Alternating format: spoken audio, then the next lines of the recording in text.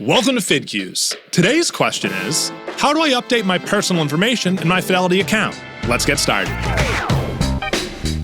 Before we dive in, quick reminder that we'll be talking about updates on both Fidelity.com and the Fidelity Investments app, so you can use our YouTube chapters to jump to any section you want. Now, keeping your Fidelity info current is a huge deal. If anything's outdated, you could miss messages, lose access to features, or even put your security at risk. So, let's first walk through how to keep that information up to date on Fidelity.com. After logging into your account, select Profile at the top right. Choose Personal Info, and you'll then see a page where you can update your name, phone number, email address, and more. You can also select Show Phone and Email for a complete view of all your details. For example, let's say you're finally ready to retire that high school email address. Select Edit next to Email, and you'll be prompted to have Fidelity send you a one-time code, just to make sure it's you. Quick reminder, never share that code with anyone.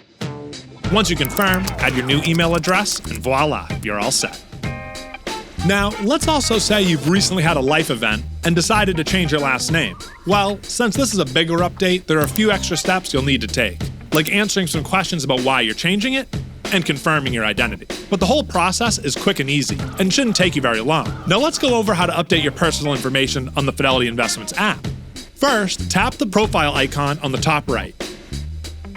Select Personal Information, and you can then update pretty much anything you want, except your name, which you'll have to do on Fidelity.com. That's a laptop activity. So let's say you've recently leveled up your address and moved into a mid-century modern, French-inspired bungalow.